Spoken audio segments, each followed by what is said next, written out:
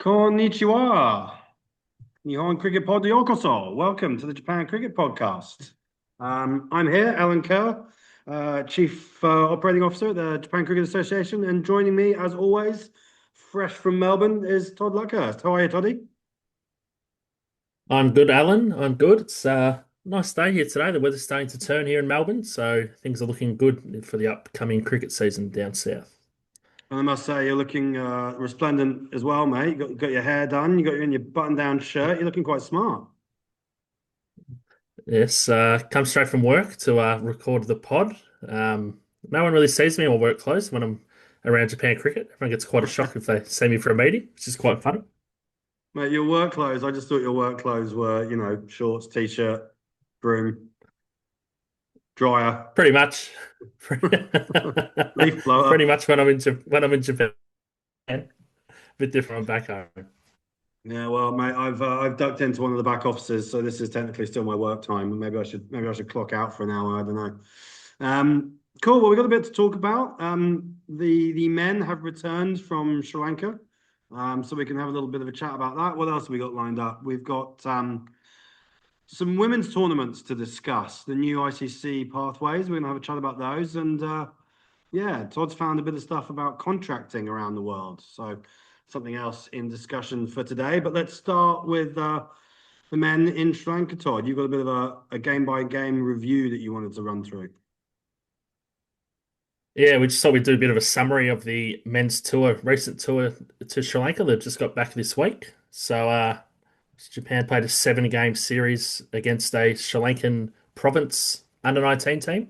2 teams, I think.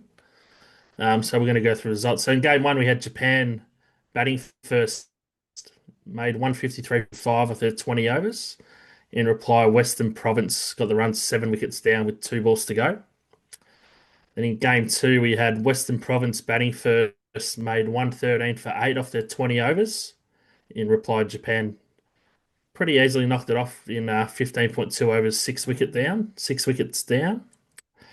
Then in game three, Japan batted first, were all out for 74 in 12.4 overs. In reply, Western Province chased the runs down, 5 wickets down with 16.3 overs.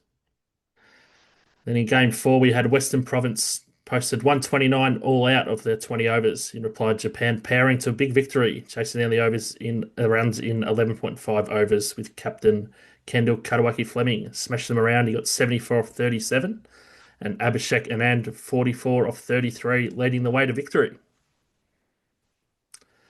And in game five, we had Japan batting first, made 140 for 7 off their 20 overs, with Sabao Ravichandran getting 43 off 23. In reply, Western Province 111 all out in 18.5 overs, with Kuhei Kubota doing the damage with the ball, picking up 4 for 7. In game six, we had Japan batting first, made 152 for 8 off their 20 overs, with Abhishek Anand getting runs again with 64 off 59, and Charlie Harahins getting 34 off 17, doing the damage with the bat.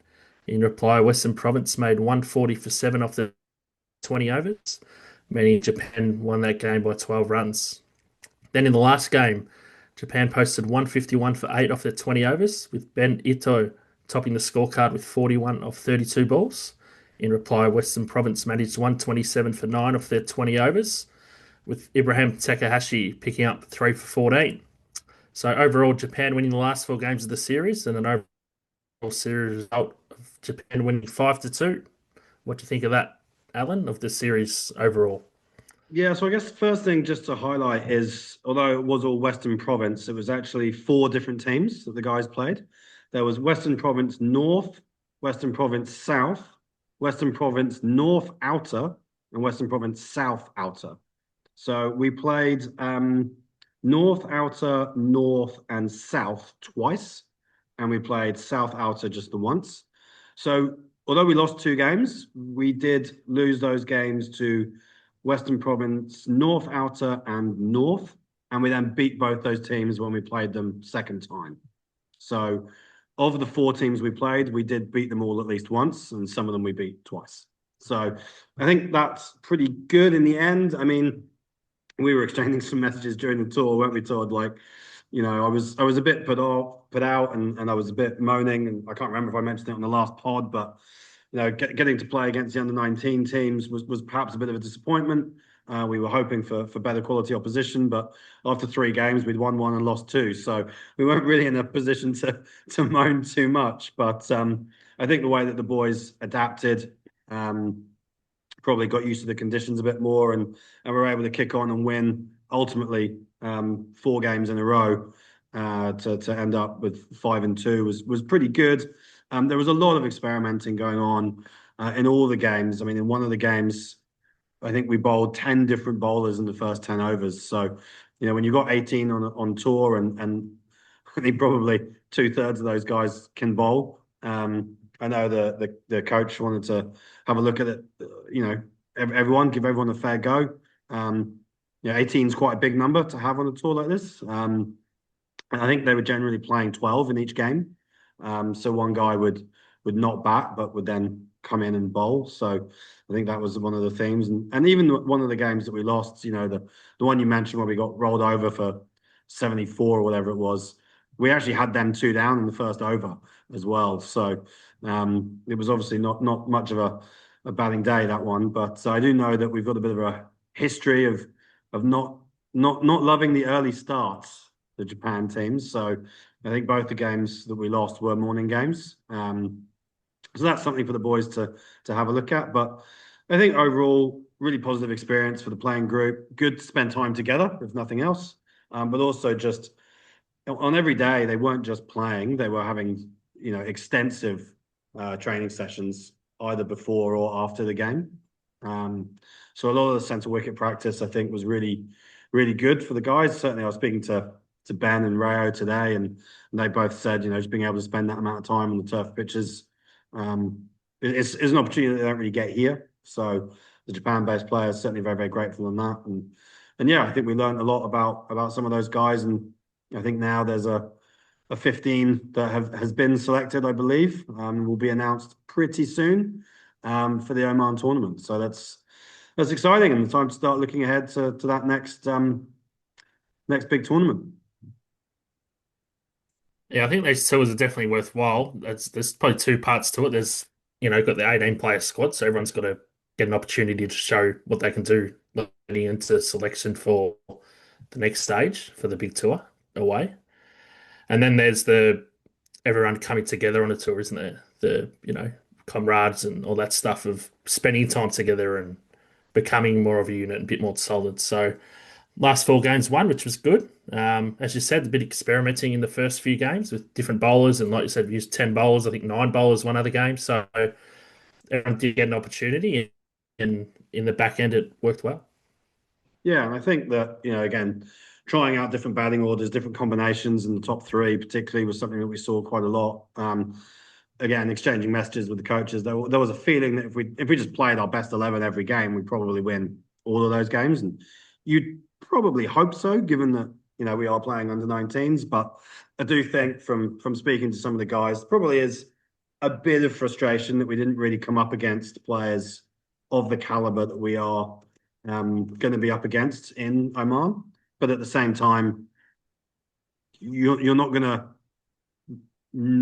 gain from an experience like that. You're not going to not gain. You're still going to learn things. You're still going to benefit from having time together and playing those matches, particularly on the turf pitches. But I guess the only negative is, could we have gained more, particularly for some of our better players who play in Japan and perhaps need the opportunity to come up against that next level up. So the tour was definitely a success, and we have to give huge thanks to particularly Priyantha, who is our sort of JCA Sri Lanka liaison. He really got things, held things together, and the guys were hosted by both the Japanese embassy and by a local business at the Hilton Hotel. So really kind of made to feel welcome by the people that were there. And there, as always, when you go on a tour like this, which is not organized by the ICC or the ACC, there's issues that crop up, whether it's the bus being too small or lunch is not being provided. Having someone like Prantha around who could jump on and solve problems and be a bit of a fixer, as well as making sure that the right people are paying attention. And he was able to get match reports on his TV channel. He owns a TV network, so being able to get reports on his national news channel was pretty cool. So I mean, like most people in the country seem to know that we were there. So that's definitely good for the partnership going forward, I hope. And whether it's sending us out, the 19s team in the future or the women's team in the future, who knows? So I think it is a good place to tour. Certainly, the boys have been effusive in their praise of the hotel accommodation and the food. And a few guys got slightly sick from eating the food, but that's from a trip to KFC. So I told them I'd serve them right. Eating such junk when you go all the way to Sri Lanka and you eat a KFC, well, whose fault is that? I won't say any names, but Benito Davis was definitely one of them. Yeah, I think definitely that if anything, the playing on turf wickets is a big advantage leading into Oman because most cricket in Japan's played on synthetic. Yeah, there's a bit of uncertainty about what these pitches in Oman are going to be like. A lot of people that we've spoken to have said that they're pretty good for batting, but then we also hear that Oman have been known to bowl, 18 overs of spin at home. So, trying to work out exactly what we're going to be expecting is difficult. When we get to Oman, we'll have a couple of warm-up games, one game against UAE and one game against Samoa.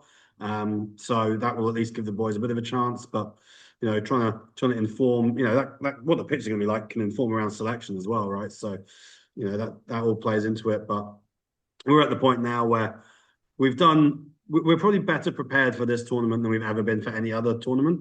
And that's probably how it should be for a final stage of the World Cup qualifier. And we went to Papua New Guinea for the regional final 2 years ago, and we just, flew into Papua New Guinea and got on with it. We didn't play any pre-match warm-ups. There was nothing. We just kind of went. So things have changed a little bit. And doing a tour like this, it's the first time since I've been involved in the high performance program that we've done something like this for the men's team.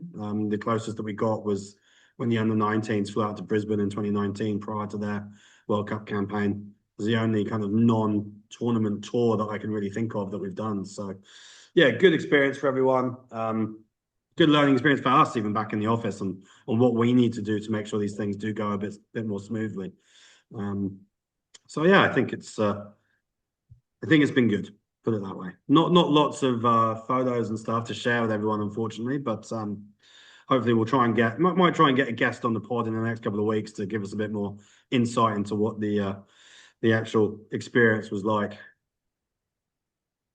I do have a special guest lined up.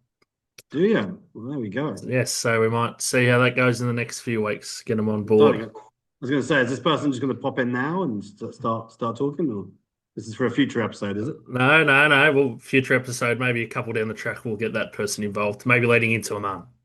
Splendid. Sounds good. I look forward to Makoto Tanyama joining us. Well, if you want to say something about the tour, actually, just jump on Japan Cricket Instagram. There's a couple stories up. Actually, the story went up last night, actually, which was good, wasn't it? The sort of daily routine. I really like that one, so that was good.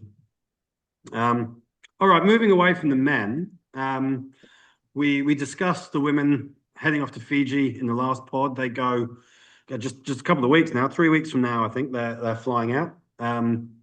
But there is a bit more other stuff that's been in the news around women's cricket recently, and this is the efforts to improve standards in women's international cricket. There's been some exciting opportunities that are on the horizon. So in 2030, the Women's T20 World Cup is going to expand from 12 to 16 teams, which is obviously great news for women's cricket.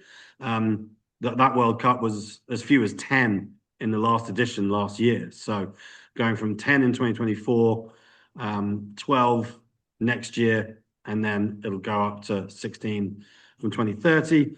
So the ICC High Performance Working Group recommended that they increase more opportunities for women's associate teams to try and bridge that gap between the full members and the next level down. So they've come up with 2 new tournaments, which are going to run on a 2-year cycle, I believe. So the first one will be There'll be one this year, and there'll be one in 2027, and I think there's going to be one in 2028, one in 2029. So 4 tournaments across the next 4 years. The first tournament involves 8 teams. It's called the Women's Emerging Trophy, and details of that have now been published. So it's going to have the 5 teams with ODI status, who are non-full members. So that's Thailand, Netherlands, Papua New Guinea, UAE, and Scotland. And then the next 3 highest ranked teams as of May the 1st this year. So that is 3 African teams, actually, Uganda, Namibia, and Tanzania. So that will make an 8-team tournament. That's going to be held in Thailand in November this year. So that should be a fun tournament, one to follow. Obviously, some East Asia Pacific interest in there with Papua New Guinea. Be good to see how they go against those other teams. We don't get a lot of cross-regional cricket in men's or women's. So it's quite exciting to see how the teams in our region measure up against those other teams, and that give us a bit of an indication on how we might be able to measure up in the future. The second tournament is of more relevance to us. I'm not entirely sure what this structure of qualifying for this tournament is and how many teams it is, but I believe it will have the 5 regional winners from Africa, America, Asia, EAP, and Europe involved. So I think it might be a 5-team tournament. You only qualify for this other tournament if you are not involved in the emerging trophy. So, for example, if Papua New Guinea were to win the East Asia Pacific regional qualifier, the runner-up from that regional qualifier would then qualify for this other tournament. So PNG don't get to go in because they already have ODI status. And as long as they retain their ODI status or keep their ranking up, that will stay the same for both cycles of this tournament. So something for our girls to aim for. At the moment, Papua New Guinea ranked 12, Indonesia ranked 20, Vanuatu are ranked 33. So we've got to, try and get through our group first and foremost at this women's EAP qualifier. And if we get through our group and then get into a semi-final, then provided PNG win their semi-final, then we could potentially be in. So yeah, it's an exciting opportunity for the girls, and that's something that probably I haven't actually explained to them yet. So maybe anyone listening to this might be hearing it for the first time. I know Coach Vinay knows all about it, so he may well have shared that news with the players. It just gives that added incentive for this tournament in Fiji. What do you make of it, Todd? It's very progressive and exciting for women's cricket. I think, especially looking at the EAP tournament, where because PNG are already got ODI status, the runner-up would come through, or whoever the second team would be if PNG did happen to win. So it means a lot, doesn't it? It means a bit more for the girls and or women's cricket and Japan's women's program, and they can qualify for these tournaments. It's a good pathway. I quite like what they've done with it. I think the recognition that there is a bit of a gap between those top teams and making a concerted effort to improve the level in advance of a World Cup makes sense. There is, I'm sure, quite a bit of money going into these because that's always been the argument against cross-regional tournaments and global qualifiers, is that they just cost too much because you've got to fly people in from all over the place. But they seem to have put that particular issue to one side for these tournaments and agreed that for the benefit of the game as a whole, these tournaments will help the standard improve and help prepare the teams for competing in the World Cup. And initiatives like this that help raise the standard of international cricket can only be a good thing. So I think that the next 4 years and seeing how these tournaments go will be quite insightful. And it'd be fantastic if we can qualify for one of those. Because if we do qualify for one of those, it just kind of makes that World Cup feel a bit more within reach in 2030. It's only 5 years away.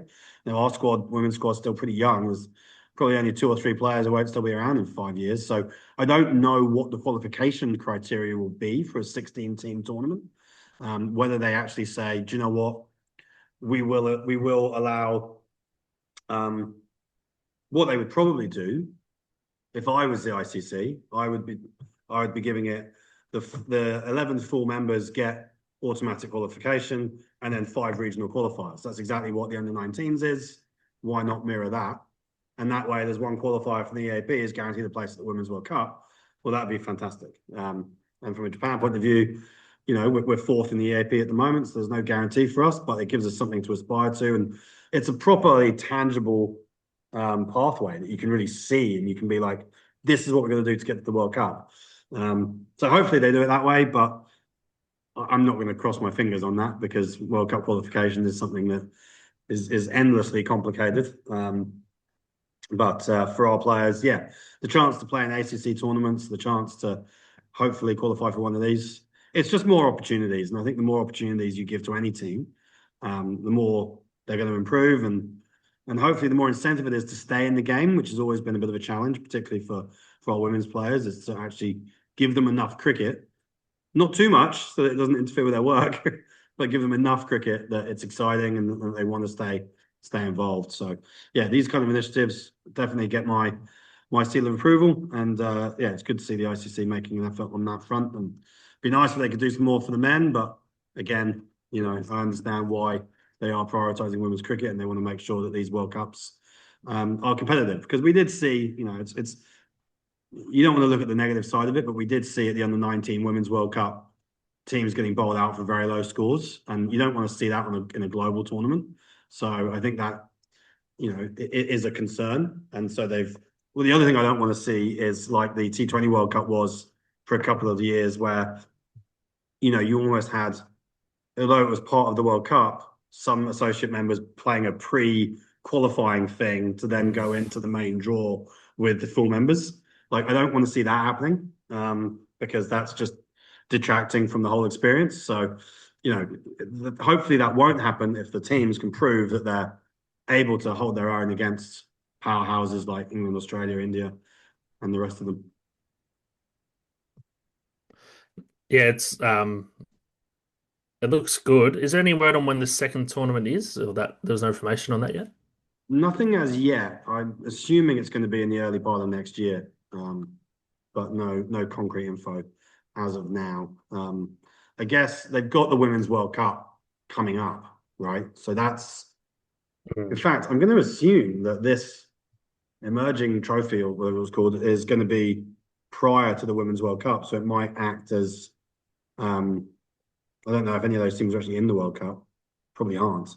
But it gives them a chance to. I should probably find that out. We can find that out, can't we? Who were the teams I said, wasn't it? Thailand, UAE, Scotland, Thailand, Netherlands. Netherlands. Any of them competing in the Women's World Cup this year?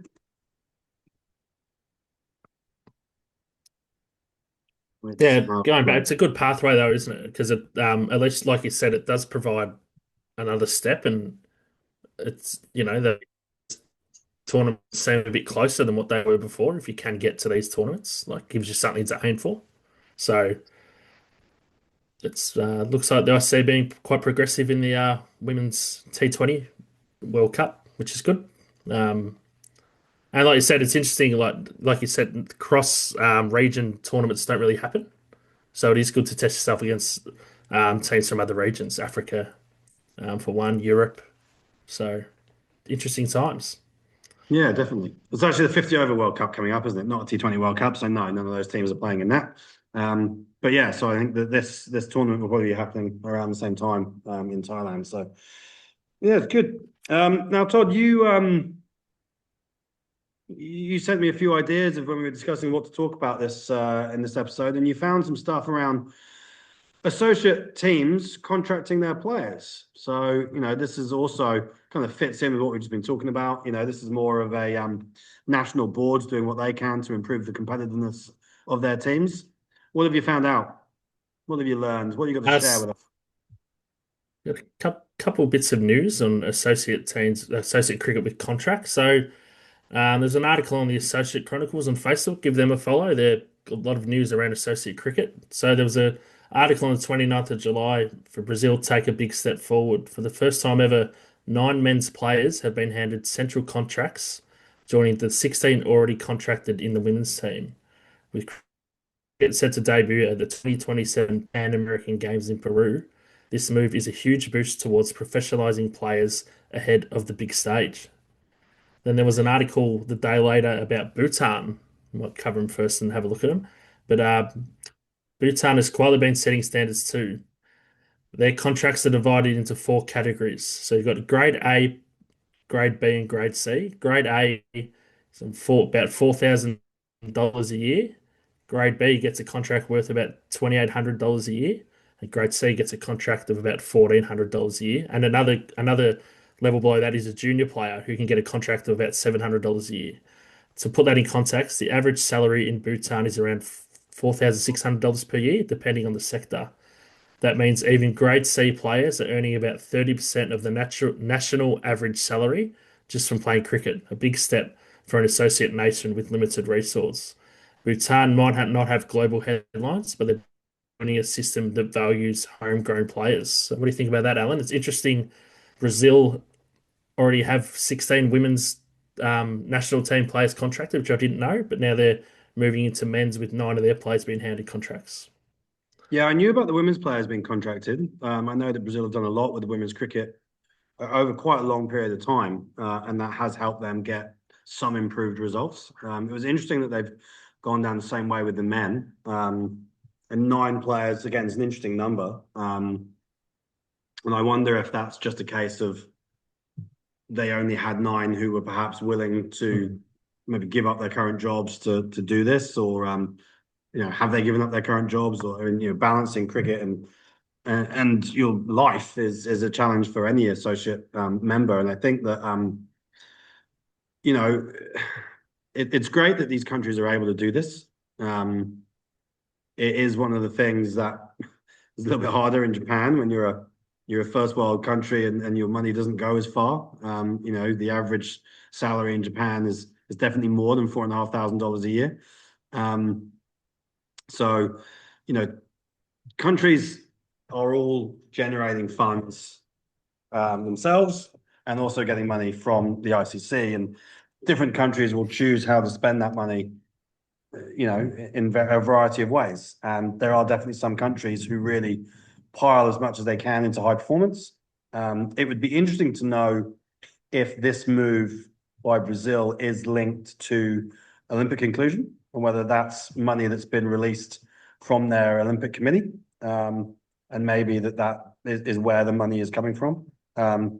So I think that hopefully, we've talked a little bit already about the benefits that the JCA has had with Olympic inclusion, and the fact that we've been able to, the way the GIOC has done it is they've released funding for us to employ staff. So, one of the things I was going to mention in a bit is that Devin Van Onselen has arrived yesterday in Japan, and he's here to head up our strength and conditioning department, which we did not previously really have. And he'll probably take on a few other bits around that as well, a bit of coaching, and as well as maybe a bit of nutrition as well. So suddenly we've got an area that he's able to be on a decent salary that's almost entirely funded by the Olympic Committee.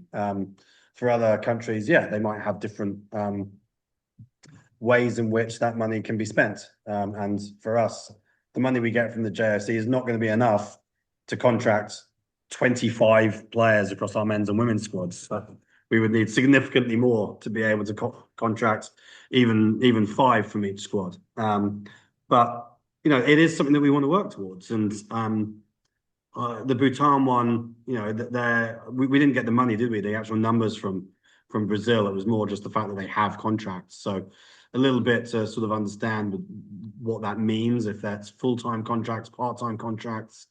Bhutan, obviously, that they look like close to full-time contracts, and even those junior kids, like I remember reading articles around players going away for tournaments and qualifying for World Cups and getting per diems from the ICC, and suddenly being like, oh wow, this is actually money in my pocket for playing cricket. I can maybe make a living out of this. And I think for countries that are sort of still developing on a global stage, that is a genuine incentive, and you realize you can actually earn money playing cricket. And so the opportunity, it's not just about the opportunities the cricket provides to travel and to learn and even just to enjoy yourself. It's actually about being, a junior contract in Bhutan worth $670 a year. Well, that sounds like quite a lot of money for a kid who's probably still in school. I'm sure his parents would be very grateful. So yeah, it's an exciting thing, and it is something that we've talked about in Japan cricket. Talked about it a few years ago when I had a conversation with the guys at Hong Kong Cricket to try and understand what they do. And actually, the Hong Kong system is an interesting one because I spoke to a former head of high performance, Charlie Burke, who was there and kind of is credited largely with taking Hong Kong forwards into qualification for the World Cup and really raising their standard where they were punching above their weight quite considerably. And he was telling me how by making the players professionals or contracted, it actually enabled them to apply for other government grants to be able to pay them that money. So the money wasn't necessarily coming out of Hong Kong cricket; it was coming from grants that they could only access if they had contracted players. So I'm keen to find out if there's a similar situation here that maybe we can access some funding through having contracted players. But I like the way that Hong Kong do it, in that they don't pay all of the contracted money up front. A bit like what you saw with Bhutan, they've got A, B, C, D contracts or something like that. But you don't get paid the full amount. You actually get paid something like 70 or 75% up front, and then the remaining 25-30% is based on performance. And that's not just performance on field. Some of that is performance around filling out your forms, filling out your wellness checks. I think, making sure that like every day these guys have to log their sleep, they have to log their food intake, they have to log their training times, exercise, what they might have done. And if you're not doing that, well, then you don't get that money paid. So it's not just about runs and wickets; it's about actually preparing and taking care of the controllables, which is something that we talk about a lot. These are all things that a player can control. If you do all the right things, you get paid, an extra quarter of your salary, which is quite a nice incentive, you would think, to do it. Like, why wouldn't you do it? So yeah, I quite like the way Hong Kong do that, and that might be a model that at some stage we could look to try and implement. For us, we've stated it openly in our 5-year strategy that we want to have professional players or some kind of professional platform, whether that's a tournament where players are getting paid to play in once a year, or whether that is, maybe one day contracting 2, 3, 4 players per squad to actually be cricketers and to train and maybe do a bit of development work for JCA at the same time. I don't know how realistic that is in the short to medium term, but certainly long term, it's got to be the goal, right? Full-time cricketers, you're only going to be better if you're hitting more balls, bowling more balls, fielding more. Players are only going to improve, and that is the reality of what we're up against. A lot of the teams that we're going to be playing in Oman are going to be contracted players who get to train every day. And that's the challenge facing us. I mean, even Papua New Guinea, right? All their players are contracted as well. A lot of the Vanuatu players have been contracted in the past. I'm not sure what the status is there at present, but yeah, there's a lot of countries doing things that we are envious of, and we're definitely working towards.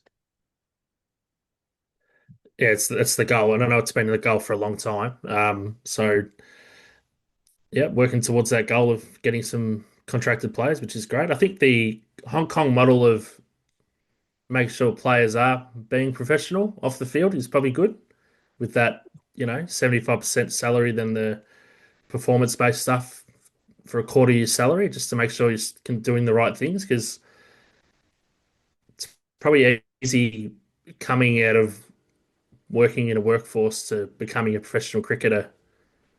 Sometimes maybe some motivation might be a bit hard to be doing make sure you're definitely doing the right things, eating properly, dieting properly, doing your training properly, working out and all that stuff. So people will definitely do it if they're going to get docked 25% of their salary. Yeah, yeah, and that's the thing. It's like trying to see it as an incentive. But I was just talking before we came online. I had a big catch up with the men's team captain Kendall Kadawaki Fleming, and we were talking about not exactly this, but sort of around how with Devin Van Onselen coming on, he's laid out like a 7-week program for all the players leading up to Oman of what he expects them to be doing, how much training he wants them doing, how many balls they want them bowling, how many balls he wants them hitting, and tracking a bit more around their diet and what they're doing, and the players feeling like, oh, cool, this is great that we're getting this access, but we're also being asked to kind of prepare like professionals, but we are not professionals. We've got lives, we've got jobs and we've got, some of them got families and whatever to try and fit in as well. And Kendall was saying that it's hard to really judge where the change comes, because it is doing all of that a reason for them to be supported more financially, or is doing all of that showing that they are going to go and perform to a level that we hope they can, which then enables us to raise more funds through their performances to then support them even more in doing those things. It's a bit of a chicken and egg situation that goes round and round. And I think from my point of view, sitting here with my JCA hat on, I think if the players are, getting close to qualifying for World Cups, and yeah, we need to support them more. But they do need to show that they can do that and that they can compete at that level. We will continue to provide all the support that we can. I mean, the tour to Sri Lanka was a fairly large chunk of spending. Would that money be better spent being divvied out among the players to pay for gym memberships or one-on-one training programs? Maybe. But I think we try and benefit the many with what we've got rather than benefiting the few. So yeah, that's again the endless conversations we have to have around prioritizing and balancing where the funds can be spent and where they can have their biggest impact.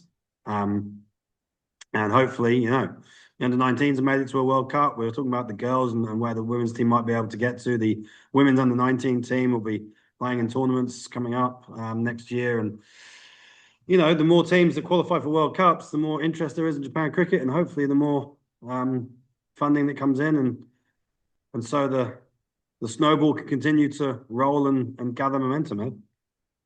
That's what it's all about. But yeah, it definitely is a balancing act. Like there's not endless funds, and there is funding models that come in that support these things, and um, it's hard to. It is a hard job to work out where you're going to spend the funds, but it's all learning and make it better for next time. Yeah, I mean, I know you made some notes around the rankings of Brazil and Bhutan, respectively. The Brazil men, they're ranked 80th, and their women are ranked 35th. And Bhutan have got the men ranked 78th and their women 55th. So, these are teams that aren't exactly punching with the heavyweights, but they are getting those rewards. So those guys are doing it in a different way to us. They are hoping that by supporting their players financially, they will, move through the rankings. And I wouldn't be surprised if they do. I think that Brazilian women team, as mentioned, they're ranked higher than us, and they have been contracted for a number of years, certainly since COVID, maybe even before COVID. And I'm sure that is why they are reasonably high. And, we talked a little bit about funding models before, and ICC funding being linked to rankings. Well, if you can invest a certain amount of money in your players, which enables them to get the results that drives them up the rankings, which then brings in that money back. That money kind of pays for itself if you can do that. So, yeah, it's an interesting topic for discussion, and I think it's more and more countries will go down that road. I think, and hopefully, like we said before, the Olympic inclusion, and as long as cricket stays in the Olympics, it may well be a bit of a catalyst for more and more countries to be able to make those kind of moves. And from a JCA point of view, we've got to try and keep up, haven't we? Yeah, I think you do. I think the cricket being in the Olympics is just all this funding's kind of exploded for associate cricket, and that's definitely I think behind these expansion in contracts, which is always a good thing. But I don't think associate cricket's ever been as strong as it is at the moment. So hopefully as you said, the snowball keeps going, mate. Yeah, Keeps and rolling on. hopefully it's, we already talked earlier about the Women's World Cup expanding. Hopefully we see the Men's World Cup expanding. I know there were some rumors knocking around after the recent ICC conference. I don't pay too much attention to those, but people were talking about 32 team T20 World Cups for the men's. I mean, it would be amazing if they did that. And I'd like to think Japan would have a realistic shot at being one of those teams if that were to happen. It's just a case of, when that might happen. And again, they want to make sure that the teams underneath are competitive. But I think, as you mentioned, associate cricket's never been stronger, and there are more and more teams that are able to compete. I think we'll see in Oman the standard of the teams that are going to be there. And I think we saw that in the European qualifier as well, with Italy coming through to take out Scotland, and these expanding the World Cups can only be a good thing in terms of incentivizing um, people to keep playing, and these guys who are trying to balance careers with playing cricket, opportunities to play in the Olympics, opportunities to play in World Cups. Yeah, that's what keeps everyone in the game, isn't it? Sure does. I found a little article, I think that was also on the Associate Chronicles, where youngest ever international cricket captain, Croatia's Zak Vukusic, makes history as he became the youngest ever captain in men's international cricket, leading Croatia against Cyprus at just 17 years and 311 days. Previous youngest captain was Nomad Amjad, who captained France against Czech Republic at 18 years and 24 days.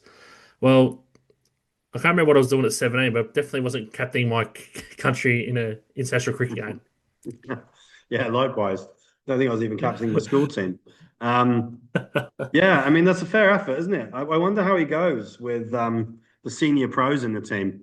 The kid's not old enough to have a beer yet, so he can't be leading the charge in the socials afterwards. But yeah, good on him. I was wondering, Charlie Harry-Hines isn't even 17 yet. He's not 17 till next month, so maybe we should just sling the armband on him and get another record on the books. I wonder, is it ratified by Guinness? Get another certificate?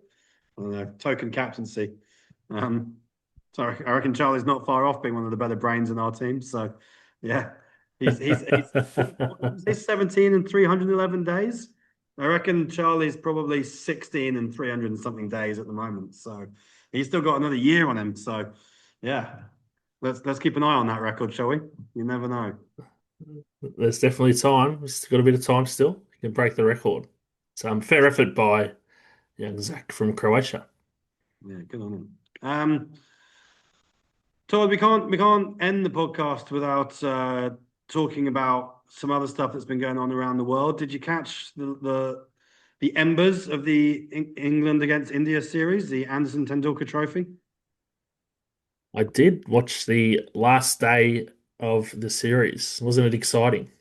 Where I sat up until 1:30 in the morning on day four, only to see them go off for bad light and read the following morning about how it was blazing sunshine half an hour later. So to sit up until 1:30 in the morning and have them go off with, what was it, 4 wickets and 34 runs needed was a bit of a killer. And that then meant that play started the next day right in the middle of my kid's bath time. So I was Oh trying to watch. no. I was trying to watch it, and my wife was like, "Can you turn that off, please?" I'm like, "A guy's just come out to bat with his arm in a sling. I can't not watch this. This is crazy stuff." Um, and I had to close my computer with like 9 runs needed. But I had it on pause, reopened it, and I think stumps went flying about 4 balls later. So I saw the bulk of it.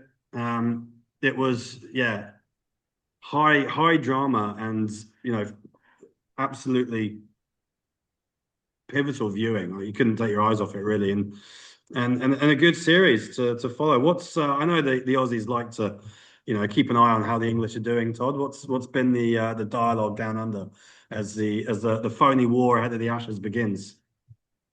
Um, just touching on Chris Stokes, it was one of the most courageous things I've seen. He's got a broken arm and he's going out there to bat and he like couldn't bat. Like it was unbelievable. And it was compelling viewing. He just couldn't stop watching it. And well done to him. Leading into the Ashes, I'm a bit I don't know.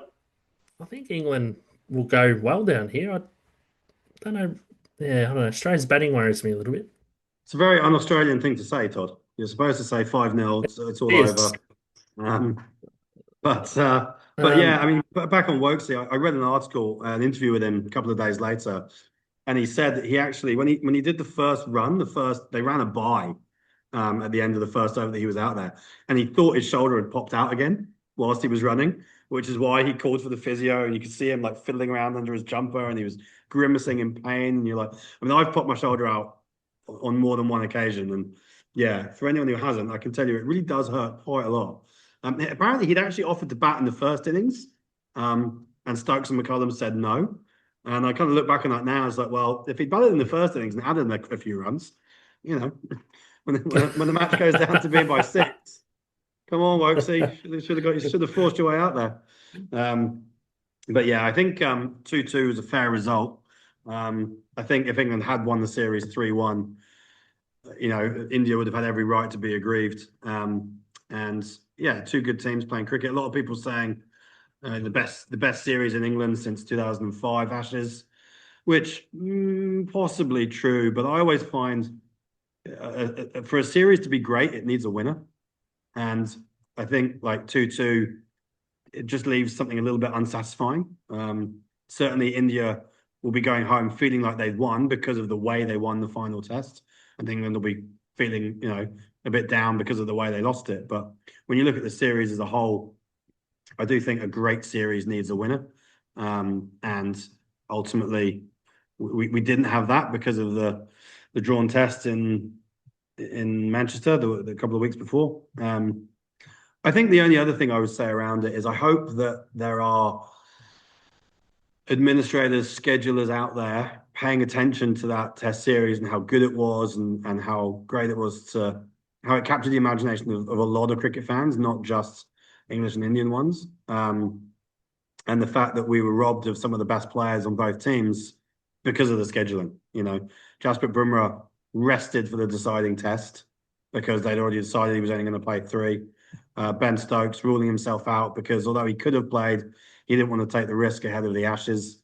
A lot of those kind of things. England made 4 changes in the final test because they've had 5 test matches in 6 or 7 weeks or something, and people's bodies are breaking down. I think a 5-test series being played over 8 or 9 weeks probably still allows that narrative to develop, but allows players a bit of recovery time. And ultimately, you want to see the teams at full strength as much as possible. Players are going to pick up injuries like Rishabh Pant did, but you don't want players just breaking down because of workload.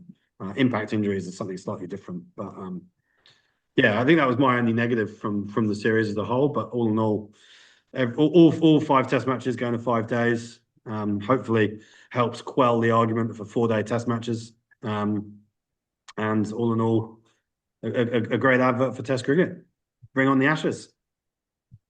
Yeah, bring on the Ashes. Touching on Rishabh Pant, what was that shot when he broke his foot? Like, what in the Well, hell was he?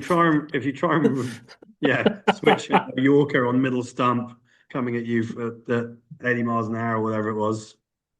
Yeah, you might deserve it, but seen him play those shots and get away with it before. So yeah, to have Definitely to have have. to I just have. touching on there's a I was just going to say to have even an ounce of that talent would help me out in my JCL career, which has now come to an end. But yeah, lucky him. Well, unlucky him, given the broken foot he's hobbling home with. But his understudy didn't do too badly, Dhruv Jurel, I think. But yeah, India with the resources they have, you would always expect them to compete. And there are some people saying that they probably underachieve as a test playing nation, but there's no doubt in my mind that they're not going anywhere and they're going to be, competing with as a top tier side for many years to come. A lot of talk around did divisions you on Test cricket as well, Todd. Splitting them into a Division 1 and Division 2. Have you been reading that news? I have seen that. Not sure how I feel about it, to be honest. I just think that it means that the top teams will never realistically play teams like West Indies or anything like for a long time, until they get back up to the top division, which is a shame. Yeah, I understand what they're doing, but I don't think I'm a fan of it. Yeah, I do agree with the idea of making more context, bringing more context to Test cricket. And I do see some merit in a promotion relegation system, but at the same time, being part of the Test cricket ecosystem and everyone playing everyone, it means you have opportunities to go as a fan or even as players to go to different countries. If that's suddenly limited to only 4 or 5, 6 countries, it actually just becomes a bit boring. Like if Bangladesh are just playing the West Indies all the time, how much fun is that for them? And And Afghanistan and Ireland, I mean, they basically just play each other anyway. But the whole point of increasing the number of teams playing Test cricket was to increase the opportunities to play the game, not to then ring fence them. I know that the ECB chairman came out recently, and I thought it was quite refreshingly honest that he just said, we don't like the promotion relegation system because if England were to go through a bad spell and get relegated, well, then we can't play the Ashes, and